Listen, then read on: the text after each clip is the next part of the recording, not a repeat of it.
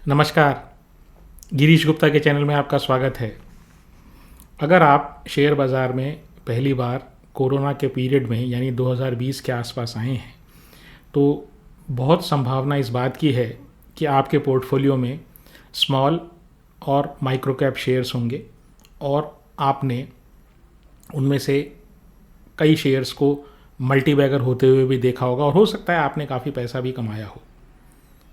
लेकिन आप में से कई लोग ऐसे भी होंगे जिन्होंने ये जो कार्नेज स्टॉक मार्केट में सितंबर 2024 से शुरू हुआ, जिसमें बाज़ार में गिरावट हुई और स्मॉल और माइक्रो कैप और मिड कैप की बुरी तरह कुटाई हुई, उसमें आप में से काफ़ी लोगों ने पैसा गंवाया भी होगा। तो बाज़ार में ऐसा कहते हैं कि जब समुद्र में एक हाई टाइड आता है तब वो उसमें आपको कुछ भी नहीं दिखाई देता, लेकिन जब वो लो टाइड में कन्वर्ट होता है यानी कि समुद्र अपनी जगह छोड़ता है, तब सारा कचरा वो तट पर ले आता है। या दूसरी बात कहें या दूसरे शब्दों में कहें तो ऐसा कह सकते हैं कि जब स्टॉक मार्केट में गिरावट आती है तब सारे कंकाल अलमारी से बाहर आ जाते हैं। अब इस बात का क्या अर्थ है? इस बात का अर्थ ये है, जो बिना फंडामेंटल वाली कंपनीज जो होती हैं वहाँ पर कुछ मैनिपुलेटर इनको मैनिपुलेट करते हैं, क्योंकि इनका पब्लिक में शेयर होल्डिंग बहुत कम होता है, यानी कि पब्लिक में जो शेयर्स की अवेलेबिलिटी होती है वो बहुत कम होती है। इलिक्विड शेयर्स होते हैं और इन इलिक्विड शेयर्स को ये जो मैनिपुलेटर हैं ये प्रमोटर के साथ और कुछ एक या दो व्यक्तियों के साथ, जिनको ऑपरेटर बोलते हैं, उनके साथ मिलकर शेयर्स को तेज़ी में ले जाते हैं और रिटेल इन्वेस्टर को ट्रैप करते हैं। और उसके बाद जब गिरावट आती है तो इनमें लगातार लोअर सर्किट लगते हैं और इसमें से एग्ज़िट मुश्किल हो जाता है। तो ऐसा ही जो एक किस्सा है वो अभी 2-3 साल से चल रहा है। डायरेक्टली शेयर बाज़ार से वो रिलेटेड नहीं था, तो आपने नाम सुना होगा महादेव बैटिंग ऐप। तो वो जो एक ऐप था जिसमें वो जुए के कुछ गेम्स खिलाया करते थे, जुआ बेसिकली कराया करते थे, और उसमें पुलिस को ये शक था या एनफोर्समेंट डायरेक्टरेट को ये शक था कि इसमें बहुत बड़े बड़े लोग जो है ना वो अपना पैसा, जो काला धन है यानी जिसके ऊपर टैक्स नहीं दिया गया, उसमें उसको सफ़ेद कर रहे हैं और ये पैसा जो है ये रूट होके दुबई जा रहा है। तो इस सिलसिले में खैर वो महादेव बैटिंग ऐप तो हमारा चर्चा का विषय आज नहीं है, लेकिन इसका जो स्टॉक मार्केट से रिलेशन है वो हम आपसे डिस्कस करना चाहते हैं। हमने कुछ दिनों पहले एक वीडियो बनाया था जिसमें हमने जेनसोल इंजीनियरिंग की बात की थी और किस तरह के उनके प्रमोटर्स ने हेरा फेरी करके निवेशकों का पैसा एक्चुअली हज़म कर लिया। उस पर बेसिकली वो ऐश कर रहे थे। तो जो आज के वीडियो का जो शुरुआत जहाँ से हुई या हमें ये विचार आया कि दर्शकों के सामने ये चीज़ रखनी चाहिए, वो ऐसे आया कि अभी जेनसोल के 1.3% शेयर्स जो थे ना वो जब्त कर लिए गए। अब वो किसके नाम से थे? जेनसोल के जो शेयर थे वो हरिशंकर टीबरेवाला के नाम से थे। अब ये हरिशंकर टीबरेवाला कौन है? हरिशंकर टीबरेवाला एक कलकत्ता बेस्ड ऑपरेटर था जो महादेव बैटिंग ऐप में सरकार को ये लगता है या पुलिस को ये लगता है कि इसका हवाला में या ये इसका काले धन को सफ़ेद करने में बहुत बड़ा हाथ है, और ये अभी व्यक्ति दुबई में रह रहा है। अब इसका तरीका देखिए कि ये एक्चुअली किस तरीके से स्मॉल और माइक्रो कैप शेयर्स में ऑपरेट करता है। तो वो क्या करता है कि यहाँ से जो हवाला का पैसा आता है, हवाला क्या होता है, जैसे आप में से काफ़ी लोग जानते भी होंगे कि जैसे मान लीजिए मुझे मेरा काला धन है जिसमें मैंने टैक्स नहीं दिया, तो अगर सरकार को मैं टैक्स दूंगा तो मेरा करीब 30% जो है वो टैक्स लगेगा। तो व्यापारी जो होता है वो तो 30% टैक्स नहीं देना चाहता। और ऐसे ही कोई सरकारी अधिकारी है या कोई नेता हैं या ब्यूरोक्रेट्स हैं या इस तरह के लोग हैं, इनका तो जो पैसा है अगर वो उन्होंने रिश्वत ली है तो उनको वो 30% देकर भी उस चीज़ को डिक्लेयर नहीं कर सकते। अब पैसा तो उनके पास आ गया, तो अब इसका क्या रास्ता है? तो वो क्या करते हैं, एक हवाला ऑपरेटर को पकड़ते हैं। तो हवाला में क्या होता है, वो आपसे कैश ले लेता है। भारत में कैश ले लिया, जैसे आपने 1 करोड़ रुपया दिया तो भारत में उसने 1 करोड़ रुपया ले लिया। अब जैसे मान लीजिए आपको वो रकम दुबई पहुंचानी, तो वहाँ पर दुबई में जो होगा वो आपके आदमी को, यानी जिस व्यक्ति ने यहाँ पर पैसा दिया है कैश हवाला वाले को, तो हवाला का एक काउंटर पार्ट, हवाला वाले का एक पार्टनर दुबई में भी होगा। तो वो अपनी फीस कुछ काट कर जिस व्यक्ति का पैसा था यहाँ पर इंडिया में, उस व्यक्ति के साथी को दुबई में कुछ अपनी फीस काट कर जितनी दिरहाम में रकम होती है वो उसको दे देगा। तो पैसा जो है वो अनऑफिशियल रूट के थ्रू वो भारत से दुबई चला गया। ये बैंकिंग चैनल में नहीं आता, यानी बैंक्स में और या एक नंबर में ये पैसा या कहीं आपको दिखाई नहीं देगा ये पैसा। अब फिर इस पैसे का क्या होता है वहाँ पर, ये क्या है, ये जो हमारे हरिशंकर टिबरेवाला जी थे ये यही काम करते थे। वहाँ ये एक कंपनी बनाया, जैसे इन्होंने एक कंपनी बनाई और उस कंपनी को एक फॉरेन पोर्टफोलियो इन्वेस्टर के रूप में, जैसे हमने जिसको बोलते हैं ना FII और इस तरह है, तो फॉरेन पोर्टफोलियो इन्वेस्टर कंपनी एक बनाकर वो जो पैसा यहाँ से 2 नंबर का पैसा है जो वाइट नहीं होके 2 नंबर का पैसा जो हवाला के थ्रू दुबई पहुँचा, वहाँ पर एक पोर्टफोलियो कंपनी बनाई जाएगी। उस पोर्टफोलियो कंपनी में वो पैसा डाला जाएगा और उस पैसे को यहाँ इंडियन स्टॉक मार्केट में इन्वेस्ट किया जाएगा। तो आप देखिए घूम फिर के वो जो 2 नंबर का पैसा है वो स्टॉक मार्केट में अप्लाई हो रहा है। ठीक है, अब ये सब चीज़, तो पहली बात तो वो पैसा जो है वो उस पर सरकार का, अगर रिश्वत का पैसा है तो वो तो वैसे ही सरकार का है, और अगर उस पर 30% टैक्स, जैसे किसी व्यापारी का है जिसमें उसने टैक्स नहीं दिया है, तो उस पर 30% लेने का सरकार को अधिकार है। ठीक है, तो वो घूम फिर के वो पैसा इंडियन स्टॉक मार्केट में फेयर होके, मतलब सफ़ेद होके कैसे लग रहा है, तो ये अपने आप में एक अपराध है, इलीगल एक्टिविटीज़ है। तो ये जो टिबरेवाला साहब है, हरिशंकर टिबरेवाला साहब, तो ये इसी तरीके के काम करते हैं। और इन्होंने कई प्रमोटर्स से ऐसा कहते हैं साठ-गांठ कर रखी है, और उन प्रमोटर्स के शेयर्स को लेके या उनसे उनके पैसे को लेके ये स्टॉक मार्केट में ऑपरेटर का काम करते हैं। और इस सिलसिले में अभी ईडी ने एक रेड किया, जो निशान पिट्टी हैं, जो ईज़ माई ट्रिप के फाउंडर हैं, उनके प्रेमाइसेस पे रेड किया उन्होंने। उनको ये शक है कि हरिशंकर टिबरेवाला जो अक्यूज्ड हैं उनसे निशान पिट्टी के संबंध है। हालांकि ईज़ माई ट्रिप ने ये कहा है कि हमारा इसमें कोई लेना देना नहीं है, लेकिन फिर भी आपको मैं रेफरेंस के लिए एक चीज़ बता दूं कि ये निशान पिट्टी साहब या ईज़ माई ट्रिप वही कंपनी है जिसका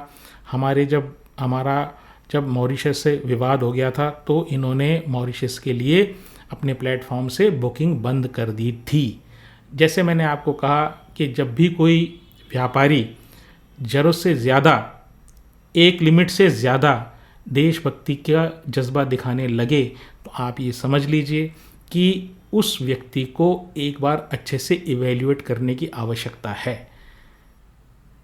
ठीक है, तो अब ये बात करते हैं कि जो हरिशंकर टिबरेवाला जी की उन्होंने जो FPI या फॉरेन पोर्टफोलियो इन्वेस्टमेंट फर्म जो उन्होंने बनाई, तो उसका जब भारत में ईडी को पता लगा कि साहब ये जो पैसा है ये अपराध का पैसा या 2 नंबर का पैसा ये घूम फिर के स्टॉक मार्केट में फॉरेन पोर्टफोलियो इन्वेस्टमेंट के नाम से लग रहा है, तो ईडी ने लगभग 580 करोड़ रुपए के जो शेयर्स थे ना वो जब्त कर लिए। अब उनमें से आपको मैं नाम बताता हूँ।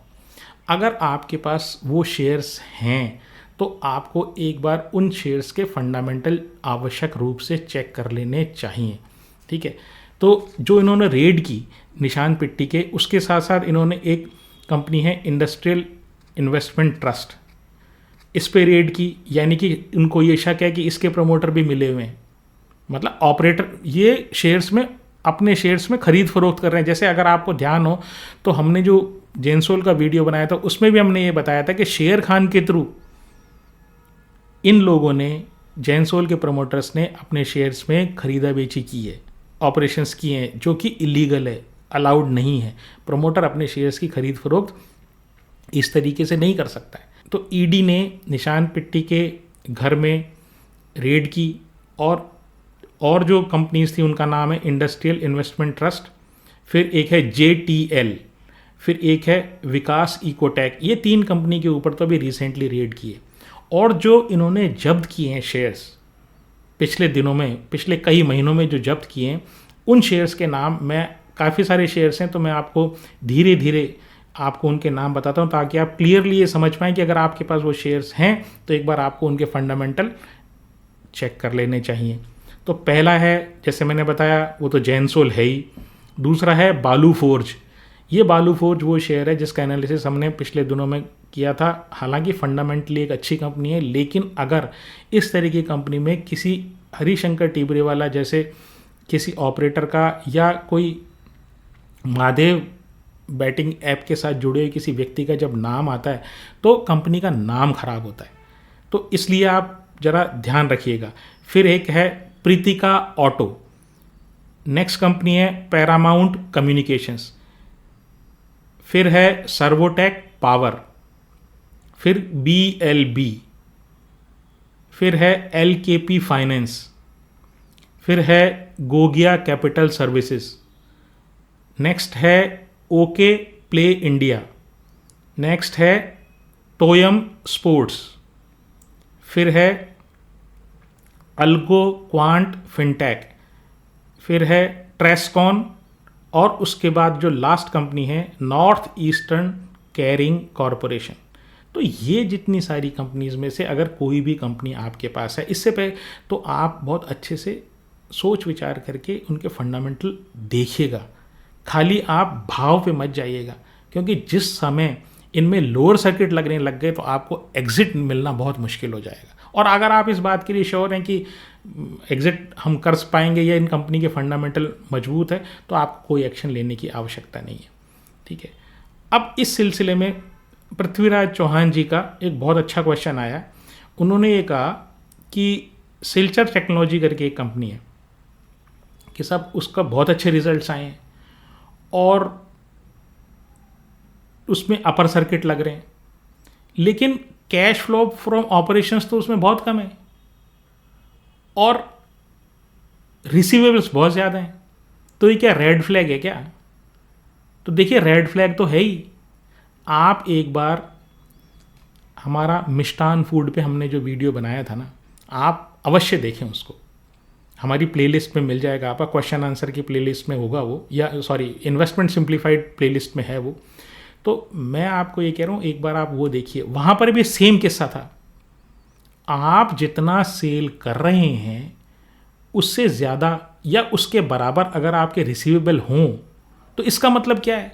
मतलब आप एक दुकान पे बैठे हैं, ठीक है, आप क्या कर रहे हैं, माल बेच रहे हैं और लोग उधार लेके जा रहे हैं और साल के एंड में आपका पास कुछ आया ही नहीं, फिर धंधा क्या कर रहे हो आप? ऐसे तो कोई भी ले जाएगा, कितना भी सामान ले जाएगा, जितना मर्जी जाए आप बेच दो और आप प्रॉफिट दिखाते रहो, कागज़ में लिख दो आप मेरे को इतना प्रॉफिट हुआ। अरे पैसा कहाँ है?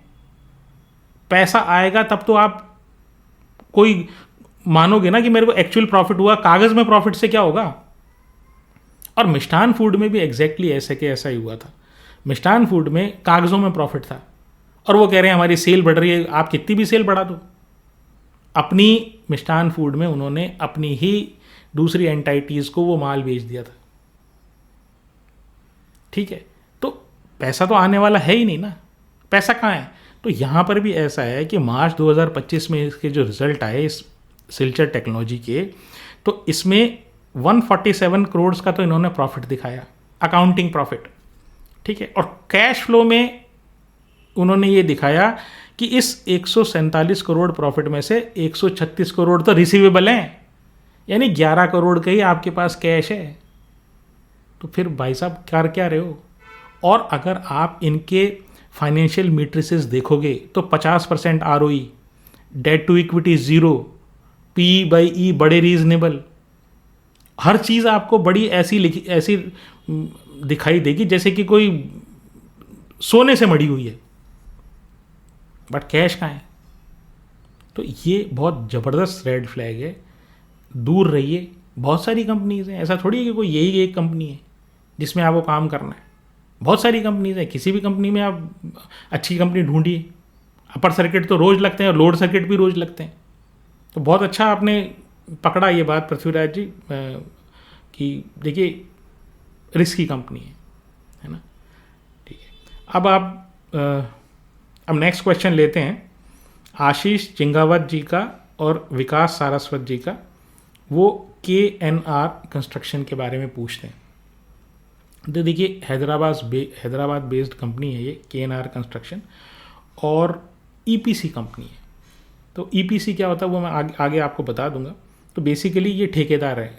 तो ठेकेदारी किस बात की करते हैं, तो ये सरकार के जो प्रोजेक्ट्स आते हैं ना, स्टेट गवर्नमेंट के, सेंट्रल गवर्नमेंट के, तो उन रोड तो वही बनवाते हैं, तो उनके ये ठेके लेते हैं। तो मेजर इनकी एक्सपर्टाइज जो है वो रोड्स और हाईवेज़ पे है। फिर इनका कुछ ये थोड़ा बहुत इरिगेशन से रिलेटेड जो प्रोजेक्ट्स होते हैं, छोटे डैम वगैरह ये भी बनाते हैं, और अर्बन वाटर इंफ्रास्ट्रक्चर मैनेजमेंट में भी है। तो पानी की लाइनें बिछानी होती है, कोई नया शहर बना या कोई शहर के किसी एक एरिया में पाइपलाइन बिछानी है, या वो वहाँ पे पाइपलाइन ख़राब हो गई पानी की, तो वो पानी की पाइपलाइंस भी डाल देते हैं। ठीक है, तो ये रही 25 साल पुरानी कंपनी है, और ये EPC, BOT और हैम, ठीक है, ये तीनों एरियाज़ में काम करते हैं। अब ये देखिए, ये जो तीन चीज़ें हैं ना, EPC, BOT और हैम, इनको आपको अच्छे से समझ लेना है कि ये क्या होता है, क्योंकि ये इस पूरे एनालिसिस की जान है। वहाँ पे आपको ये समझ में आएगा कि काम कैसे होता है। तो देखिए EPC में तो सीधी सी बात है कि जैसे आपने आपको एक मकान बनवाना है, तो आपने क्या है, किसी ठेकेदार को बुलाया उसको, और आर्किटेक्ट उसको ये बोला कि देखिए यार, मेरे को ये 1 मंजिल का मकान बनाना है, और इसमें ऐसा ऐसा डिज़ाइन होना चाहिए, एलिवेशन है ना ऐसा होना चाहिए, और चारों तरफ दोनों साइड में इतनी इतनी जगह छूटी हुई होनी चाहिए, पीछे इतना खाली जगह होनी चाहिए, आगे इतना होना चाहिए। ठीक है, आपने उसको स्पेसिफिकेशन बताया और उसको कहा कि भाई ऐसा कर, तू बना के मुझे दे दे। अब वो क्या करेगा, आपने उसको बेसिक रिक्वायरमेंट बता दी, तो ठेकेदार क्या करेगा, वो अपने आर्किटेक्ट को बुलाएगा, मतलब सारा काम अब ठेकेदार का हो गया। तो इंजीनियरिंग करेगा, यानी डिज़ाइन बनाएगा, नक्शा जिसको बोलते हैं, नक्शा बनाएगा, और नक्शा बना दिया। फिर माल सीमेंट है, बजरी है, और वो गिट्टी है, और ये सब ला लू के, है ना, आपको मकान बिल्कुल रेडी कर देगा। तो इंजीनियरिंग हो गया, सामान का प्रोक्योरमेंट हो गया, और कंस्ट्रक्शन हो गया। मतलब सारे काम तू खुद कर दे, एंड में जाके उसको चाबी पकड़ा देगा कि भाई साहब आप ये लो, जाओ, देखो आपके स्पेसिफिकेशन के हिसाब से मैंने मकान बना दिया। ठीक है, तो इंजीनियरिंग, प्रोक्योरमेंट, कंस्ट्रक्शन हो गया, EPC हो गया। दूसरा हो गया BOT, तो BOT, build, operate and transfer. अब ये क्या हुआ, ये हुआ कि सरकार जो है ना, वो ठेकेदार को क्या कहती है कि यार ऐसे कर, यहाँ से लेके वहाँ तक, दूर तक, मान लीजिए 5 किलोमीटर की स्ट्रेच है, तो 5 किलोमीटर तो यार रोड बना दे। तो लेकिन मेरे पास पैसा नहीं है, तो वो ये कहेगा ठेकेदार, फिर मैं कैसे पैसा लूँगा। अरे यार, इस पर जो व्हीकल चलेंगे ना, उनसे तू क्या करना, हर एक से कुछ टोल ले लेना, और 25 साल का जैसे मैं तेरे को ठेका देता हूँ, 25 साल में तू असेसमेंट कर ले कि तेरा पैसा वैसा वसूल हो जाएगा कि नहीं हो जाएगा। तो वो उसने असेसमेंट किया, बोले हाँ 25 साल में लगभग इतने इतने व्हीकल होंगे, और इतना मैं टोल लूँगा, उस टोल से मेरा पैसा वसूल हो जाएगा। तो वो क्या करता है, टोल अपने पैसे लेता है ठेकेदार, रोड बना दी। रोड बनाने के बाद रोड एक तरीके से उसकी हो गई, क्योंकि उससे पैसे वसूल कर रहा है। तो जो आप और हम टोल देते हैं, तो वो टोल ले लेता है। फिर जब उसके पूरे ईयर हो जाते हैं, जब उसका पूरा पैसा वसूल हो जाता है 20 साल 25 साल में, तो वो वापस जो ओरिजिनल गवर्नमेंट को वापस आ जाती है। फिर टोल वाला जो सिस्टम है ना, वो बंद कर दिया जाता है उस रोड पे, जब उसका पूरा प्रोजेक्ट का पैसा पूरा वसूल हो जाता है। तो ये दूसरा मॉडल हुआ, BOT मॉडल। फिर तीसरा हुआ HAM, हाइब्रिड एन्युइटी मॉडल। अब इसमें क्या हुआ, तो ये इसमें मान लीजिए किसी ने BOT ले लिया, ठीक है, पहले BOT काफ़ी चलता था, EPC ले लिया। तो EPC में क्या, सारा पैसा ठेकेदार को लगाना पड़ता, अधिकतर पैसा भाई तैयार करके दोगे, उसके बाद ही तो सामने वाला पैसा देगा, बीच बीच में आप लेते रहो, लेकिन पूरा पैसा तो आपको एंड में ही मिलने वाला है। तो काफ़ी सारा खुद का पैसा इन्वेस्ट होता है। और ये BOT में क्या होता है, बिल्ट, ऑपरेट, ट्रांसफ़र, तो वो उसमें पहले ही असेसमेंट करना पड़ता है कि भाई कितना मैं 25 साल में टोल वसूल कर लूँगा, और उसमें जरा सी इधर उधर हो गई ना, तो उसको प्रोजेक्ट का पैसा ही नहीं निकलता उससे। तो फिर इन्होंने ठेकेदारों ने सबने कहा कि भाई ये तो हमारे लिए वायबल नहीं है, और सरकार को जो है रोड्स वगैरह बनवानी थी, तो उन्होंने ये कहा कि यार तुम यार कंस्ट्रक्शन करो ना, तो कंस्ट्रक्शन का 40% पैसा तो हमसे ले लेना, ठीक है, अपनी प्रोजेक्ट कॉस्ट बना लो, आप कितना प्रोजेक्ट आपकी कॉस्ट लगेगी। तो जैसे मान लीजिए 100 रुपये कॉस्ट लगी, तो बोले 40 रुपये तो जब तुम कंस्ट्रक्शन करो ना तो हमसे ले लेना, ठीक है, और 60 रुपये तुम लगा दो, और ये जो 60 रुपये है ना हम तुम्हें ब्याज सहित किश्तों में 25 साल में लौटाएंगे। समझ गए आप? मतलब आप ये समझ लीजिए कि जो सरकार है ना उसने वो 60 रुपये थे ना वो ठेकेदार से लोन पे ले लिए, ऐसे समझ लीजिए आप, और फिर उसको किश्तों में चुका रही है। तो 25 साल की किश्तें बांध देती है सरकार, वो एन्युइटी, ठीक है, हर साल की किश्तें बांध के उसको देती, तो ठेकेदार के इसमें रिस्क नहीं होता, क्योंकि 40% सरकार से ले लिया और 60% जो उसकी प्रोजेक्ट की कॉस्ट है उसकी किश्तें बांध दी, तो वो ब्याज सहित उसको मिल जाता। तो ये आजकल काफ़ी पॉपुलर मॉडल है। तो जिनके पास ये हाइब्रिड, ये हैम वाला मॉडल होता है ना, जिन ठेकेदारों के पास, उनका मतलब उनकी कंपनी की वैल्यूएशन अच्छी मानी जाती है। तो फिर क्या है कि अब 31 ऑर्डर बुक की बात करें तो 31 दिसंबर जो 2024 को है, इनकी 3,888 करोड़ की ऑर्डर बुक है, यानी 3,888 करोड़ की इनकी ऑर्डर बुक थी। इसमें से 29% जो ना हैम मॉडल पे था, ठीक है, जिसमें उनको सरकार से पैसा मिल जाता है, और बाकी 71% है ना वो ईपीसी या बॉट मॉडल पे था। और हालांकि इन्होंने पूरे देश में प्रोजेक्ट किए हुए हैं, लेकिन इनके ज़्यादातर प्रोजेक्ट जो है ना साउथ में है, ठीक है, ये इनकी एक जो है वो थोड़ा सा मैं कमी मानता हूँ। तो ये केरला में, कर्नाटक में, आंध्र प्रदेश में, तेलंगाना में और तमिलनाडु में जो अब जो ये जो ऑर्डर बुक में जितने प्रोजेक्ट्स हैं ना उस साइड में, ठीक है। अब इनकी स्ट्रेंथ क्या है, देखिए एक्सपीरियंस प्रमोटर है, 25-30 साल से कर रहे हैं, और उनके जो मेन प्रमोटर हैं जिन्होंने कंपनी को एस्टेब्लिश किया वो तो 50 साल से काम कर रहे हैं। बेसिकली छोटे ठेकेदार थे वो, और धीरे धीरे वो करते यहाँ तक वो कंपनी को ले आए। तो एक्सपीरियंस तो उनको बहुत है। फिर सब कामों में ये जो है इनको खुद की जो इन हाउस एक्सपर्टाइज, मतलब आपको बाहर से कोई किसी को बुला के और डिज़ाइन करवाने की आवश्यकता नहीं है। खुद ही ये लोग अपनी कंपनी में आदमी रखते हैं, और वो इतने कैपेबल हैं कि हर तरह की कॉम्प्लिकेटेड डिज़ाइन जो है ना वो कर सकते हैं। अब इसमें डिसएडवांटेज क्या है? देखिए डिसएडवांटेज सबसे बड़ा ये है कि ये वर्किंग कैपिटल चाहिए इसमें। वो ठेकेदारी के जितने भी काम है ना आपको पहले करके देने पड़ते हैं। वो सॉफ्टवेयर वाली बात छोड़ दो, क्योंकि सॉफ्टवेयर में तो कुछ होता ही नहीं है। सॉफ्टवेयर में तो आप लेबर लगाओगे, लेबर को तनख्वाह दे दो आप, ठीक है, कोई मटेरियल नहीं लगाना पड़ता। लेकिन यहाँ पर तो आपको मटेरियल लगाना पड़ता है, और वो भारी मटेरियल होता है, मतलब कॉस्ट उसकी बहुत होती है। दूसरी बात क्या है, टेंडर बेस्ड है। टेंडर मिले ना मिले, जब तक टेंडर मिल रहे हैं, जब तक ऑर्डर मिल रहे हैं, तब तक तो आपकी रेवेन्यू विजिबिलिटी रहेगी। और आपके ऑर्डर नहीं मिले फिर क्या होगा? और टेंडर बेस्ड है, फिर क्या है, जब टेंडर बेस्ड है तो आप समझ ही गई है टेंडर कैसे मिलेगा।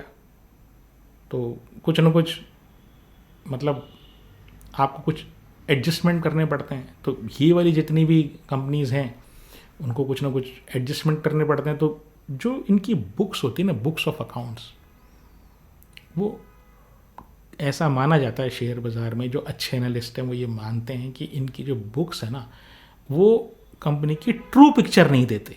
मतलब हम बुक्स के थ्रू, आप समझ रहे होंगे मैं क्या कहना चाहता हूँ। फिर क्या है, कॉन्ट्रैक्ट बेस्ड काम है। अब कोई कहता है कि साहब मेरा तो आपने टाइम पे काम कंप्लीट नहीं किया, सरकार ने ये कह दिया, ठीक है, और ये कहते हैं नहीं साहब मेरे तो डिले इस कारण हो गया। जैसे आपके और ठेकेदार, जैसे आप मकान बनवाते हैं तो कई बार ठेकेदार से विवाद हो जाता है कि भाई ये मकान टाइम पे नहीं बना, मैं तो इतना पेनल्टी लगाऊंगा। वो कहता है साहब ये तो मेरे हाथ में ही नहीं था, कॉन्ट्रैक्ट में ये लिखा हुआ है, तो वो विवाद हो जाते हैं। तो ये जो है कोर्ट केसेस में चले जाते हैं, और नहीं तो वो आर्बिट्रेशन होता है, ठीक है। तो वो आर्बिट्रेशन में दो आदमी आपस में मिलके किसी पंच होता है ना, सरपंच पंच, वो वाला पंच, ठीक है, मतलब एक आर्बिट्रेटर बोलते हैं उसको। तो वो आर्बिट्रेटर को बुला के फिर दोनों एक अपनी अपनी बात रखते हैं। तो अदालतों में जाने में तो टाइम लगता है, तो ये जितने कॉन्ट्रैक्ट इस तरीके होते हैं ना उसमें आर्बिट्रेशन का एक क्लॉज डाल देते हैं, भाई एक आदमी को नियुक्त कर देंगे तेरी और मेरी सहमति से, और वो जो फैसला देगा, तेरी बात भी रख देना, मेरी बात भी रख देना, फिर वो जो फैसला देगा ना वो हम मान लेंगे। तो ये आर्बिट्रेशन वाला है। अब आर्बिट्रेशन में भी चला गया मामला, तो पैसा तो टाइम पर नहीं आ रहा ना, पैसा तो टाइम पर आए। तो अब इनके फाइनेंशियल की बात करें तो 6600 करोड़ का मार्केट कैप है, ROE 24% का है, डेट टू इक्विटी जैसे मैंने कहा वर्किंग कैपिटल इंटेंसिव है तो होने वाला ही है ये। तो हर 100 रुपये की इक्विटी पे 34 रुपये का इनके ऊपर कर्ज है, और पी मात्र 5 का है। तो अब आप ये कहेंगे ये तो 5 का पी और इतना 24 का ROE तो अच्छा नहीं। रिवेन्यू विजिबिलिटी नहीं है ना, कब पैसा मिलेगा, कब टेंडर मिलेगा कि नहीं मिलेगा। कोई ऐसी L&T जैसी एक्सपर्टाइज तो इनके पास है नहीं कि साहब इसके अलावा कोई और नहीं कर सकता। टोल, ये जो रोड बनाने में जो है ना 50 कंपनियां घुसी हुई हैं, प्राइवेट मतलब लिस्टेड कंपनी भी है, अनलिस्टेड कंपनीज भी है। और इतना कचरा है, मतलब इतना कंपटीशन और वो गंदगी है इसमें, आप समझ रहे होंगे मैं क्या कहना चाहता हूँ। तो वहाँ पर आपको कई लोगों को खुश करना पड़ता है। इसलिए ये जो पी जो है ना, ये 5 का, इसको ये मत समझिए कि इसके वैल्यूएशन मैट्रिक्स 5 का बहुत सस्ती बहुत अच्छी कंपनी है ये, इसलिए ये 5 का है। रेवेन्यू विजिबिलिटी जहाँ नहीं होती, जहाँ ऐसा लगता है कि पता नहीं इस कंपनी को ऑर्डर मिलेंगे या नहीं मिलेंगे, वहाँ ऐसा किस्सा होता है। फिर वो जैसे हमने बताया, cash flow from operation negative है। कैश फ्लो में ऑपरेशन अगर नेगेटिव है, इसका मतलब क्या हुआ, आपके पास पैसा ही नहीं आ रहा। ऑपरेशन तो आप कर रहे हो तो पैसा नहीं आ रहा। अब अगला टेंडर आपने ले लिया, उसको एग्जीक्यूट आपको करना है। टेंडर तो आपने ले लिया, बिडिंग कर लिया, टेंडर तो ले लिया आपने, पैसा है नहीं, फिर क्या करोगे? तो आप उधार लाओगे। तो उधार लाओगे तो आप जो है लीवरेज होगे, यानी ब्याज पे पैसा लाओगे या तो आप, क्योंकि वो लेना आसान है, इक्विटी रेज करना मुश्किल होता है। तो ये क्या है, कॉम्प्लिकेटेड मामले हैं ये जो इस तरह की कंपनीज है ना। खैर, 3 साल की सेल 15% अप है, 3 साल का प्रॉफिट 33% अप है, लेकिन कैश फ्लो जब नेगेटिव हो तो इसका क्या करें? और कैश तो है ही नहीं भाई आपके पास। आप कह दो मेरे पास, आपने किसी को उधार दे दिया, ठीक है, एग्जाम्पल के लिए दे रहा हूँ, वो कह रहा मेरा पैसा आएगा यार, मेरा सरकार के पास पैसा अटक रहा है यार, मेरा पैसा आएगा, मैं दूंगा यार। अरे कब देगा भाई, देगा कब? मैं दूंगा यार, मैं सही। तो आप क्या सिर पकड़ ले, तो यार पता नहीं कब देगा कब नहीं देगा। वही स्थिति है, कैश इज किंग। कोई चीज़ वैल्यूएशन में इतना मैटर नहीं करती जितना रियल हार्ड कैश करता है। प्रमोटर के पास 49% है, एफआईआई के पास 7% है, डीआईआई के पास 28% है, पब्लिक के पास 16% है। लेकिन अगर आप मुझसे पूछें तो मुझे कोई बहुत प्रॉमिसिंग कंपनी नज़र नहीं आती, क्योंकि इसका ना कोई कॉम्पिटिटिव एडवांटेज है, cash flow from operations negative है, और टेंडर बेस्ड हैं। सर्वाइव तो देखिए हर तरह की कंपनीज करती हैं, छोटी बड़ी अच्छी बुरी, ठीक है। बाकी जो डिसीज़न है वो आपको लेना है, और डिसीज़न आपको अपने फाइनेंशियल एडवाइज़र से पूछ के लेना है, क्योंकि शेयर बाज़ार में जो है ना, वो हानि लाभ जो है ना आपके निर्णय के ऊपर निर्भर करेगा। यदि आपको मेरा प्रयास पसंद आता हो तो आप चैनल को सब्सक्राइब करें, वीडियो को लाइक करें और शेयर करें। और अगर आप स्टॉक मार्केट से रिलेटेड कोई जानकारी चाहते हैं तो कमेंट सेक्शन में मुझे कमेंट करके अवश्य लिखें। अब नेक्स्ट क्वेश्चन विनय कपूर जी का है। तो ये एंटोनी वेस्ट हैंडलिंग कंपनी के बारे में पूछते हैं। तो देखिए, अपने आप में अलग तरह की कंपनी है, ठीक है। अगर साधारण भाषा में बोलूँ कि ये एंटोनी वेस्ट हैंडलिंग क्या करता है, तो कचरा उठाती है भाई। जो पर नगर निगम वाले या नगर पालिका वाला या जो लोकल बॉडीज़ वाली जो होती है ना, तो उनके जो शहर से कचरा उठाने का काम है ना, वो ये एंटोनी वेस्ट हैंडलिंग करती है। तो ये म्यूनिसिपल सॉलिड वेस्ट का मैनेजमेंट करती है। थोड़ा मैनेजमेंट वाली लैंग्वेज में बोलेंगे तो ऐसे बोलेंगे, सिंपल लैंग्वेज में बोलेंगे तो साहब ये कचरा उठाती है, ठीक है। और 20 साल का इनको एक्सपीरियंस है। लिस्टेड कंपनीज में इनके पैरेलल का कोई कॉम्पिटिटर नहीं है। अनऑर्गेनाइज सेक्टर अनलिस्टेड कंपनीज का ही है, लेकिन लिस्टेड जो है ना, ये एकमात्र की ये इस म्यूनिसिपल सॉलिड वेस्ट, ठीक है, जो कचरा होता है उसको म्यूनिसिपल सॉलिड वेस्ट बोलते हैं। तो वो जो कंपनी है ना, वो ये अपने आप में लिस्टेड एकमात्र कंपनी इस स्फीयर में। 20 साल का इनको एक्सपीरियंस है, और ये कलेक्ट करती है, गाड़ी आती है, वो कचरा उठाती है और उसको ट्रांसपोर्ट करती है। उसके अलावा ये मैकेनाइज स्वीपिंग, वो मशीन से सड़कों पे झाड़ू लगाती है, ठीक है। और फिर जो वेस्ट आपने कलेक्ट कर लिया, फिर उसको ट्रांसपोर्ट कर दिया, फिर एक जगह जाके उसको सेग्रीगेट करते हैं, उसको अलग अलग कर देते हैं, ठीक है। तो वो जो है ये वेस्ट प्रोसेसिंग एंड ट्रीटमेंट भी करते हैं भाई। उसको कहीं डिस्पोजल तो चाहिए ना आपको, वो एक जगह जाके डंप करना तो कोई हल नहीं हुआ, उसको आपको प्रोसेसिंग और ट्रीटमेंट करते हैं। फिर कुछ वेस्ट ऐसा होता है जिससे ये एनर्जी प्रोड्यूस कर देते हैं, मतलब बिजली बना देते हैं उससे, ठीक है, जैसे बायोमास वगैरह हुआ उनसे।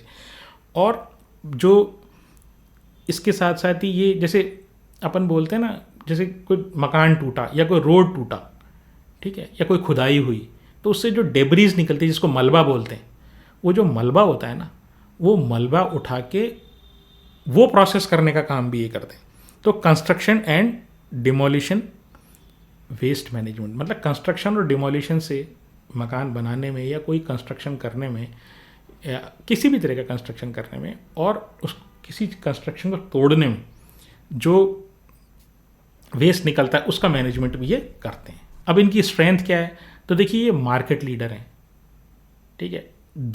जैसे मैंने बताया 20 साल का इनको एक्सपीरियंस है और इनका जो मुंबई जो है ना उसमें इनका ठेका है और 90% मुंबई का जो वेस्ट है वो ये हैंडल करते हैं। और इसके साथ साथ ही 23 म्यूनिसपैलिटी जो हैं वो इनकी क्लाइंट रही हैं। इनका जो रेवेन्यू है कचरा उठाने और ले जाने से, ठीक है, वहाँ तो इसका आता है 62% और उसका जो प्रोसेस करने में वहाँ से रेवेन्यू आता है 23%। और जो सड़कों पे मैकेनाइज झाड़ू लगाते हैं ना मशीन के थ्रू, वो उससे रेवेन्यू आता है इसका 23%, सॉरी 15%। तो अब ये सारी बात तो हुई, लेकिन ये इसमें अब वीकनेस क्या है? वीकनेस ये है कि देखिए वही टेंडर बेस्ड काम है और जो दूसरी जो सबसे बड़ी प्रॉब्लम है म्यूनिसपैलिटीज़ की हालत तो वैसी ख़राब है। उनकी तो ये गवर्नमेंट ऑफ इंडिया और स्टेट गवर्नमेंट जो जिसमें अभी हमने जिस कंपनी का जिक्र किया KNR कंस्ट्रक्शन का, उससे भी ख़राब है हालत। तो यहाँ पर पैसा जो है ना, पैसा मिलना मतलब डिले बहुत है पैसे मिलने में। आपने काम कर दिया, सब कुछ कर दिया, खुद की गाड़ियाँ लगा दी, अब वो गाड़ियाँ लगाने के लिए आपको कैपिटल चाहिए ना। आज लेबर को देने के लिए गाड़ियों के लिए पैसे चाहिए, फिर वो उनके डीजल पेट्रोल के लिए पैसे चाहिए, फिर वो जो लेबर उसके ऊपर काम करती है उसके लिए पैसे चाहिए, फिर जो कंज्यूमेबल्स होते हैं, ठीक है, झाड़ू है और ये सब है, उसके लिए भी पैसा चाहिए। तो पैसा तो आपको म्यूनिसपैलिटी तो बाद में देने वाली है और वो देती भी बड़ी मुश्किल से है। तो एक ये जो बड़ी प्रॉब्लम है इसमें, तो मार्केट कैप जो है इनका 1470 1470 करोड़ का मार्केट कैप है। ROE बहुत अच्छा है 16%, मतलब इस तरह की कंपनीज के लिए। PE भी बड़ा रीजनेबल है, वो 20 का। डेट टू इक्विटी है वो हर 100 रुपये पे 71 रुपये का कर्ज है और उसका कारण मैंने आपको बता दिया।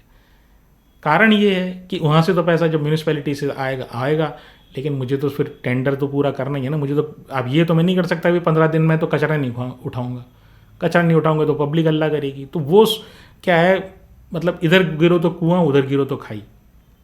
3 साल की सेल 23% अप है, 3 साल का जो प्रॉफिट है वो 24% अप है, प्रोमोटर के पास 46% है, FII के पास 10% है, DII के पास 4% है और पब्लिक के पास 39% है। तो देखिए कंपनी जो है ये एवरेज कंपनी है। हालांकि इसका जो एक यूनिक कंपनी है, इसमें कोई शक नहीं है, अपनी तरह की एक यूनिक कंपनी है, लेकिन जो परफॉर्मेंस की जो मैं बात करूँ ना, इनका जो क्लाइंट है ना वो सबसे बड़ी इनकी प्रॉब्लम है, वो म्यूनिसपैलिटी की हालत। अब इसमें करें भी क्या, झाड़ू लगा दें, सब कुछ कर दें, सारा कुछ का ये कर दिया, बढ़िया से बढ़िया काम कर दिया, पैसा नहीं आया फिर क्या करोगे आप? तो इसलिए इनका ये डेट टू इक्विटी 0.71 है। तो अगर लोअर लेवल पे कहीं आपने ले रखा हो तो कपूर साहब वो ठीक है, हाँ, बेचने खरीदने की कोई मेरी राय है नहीं। अपने फाइनेंशियल एडवाइज़र से पूछ के आप लें या बेचें। आज के लिए इतना ही। नमस्कार, धन्यवाद, जय हिंद।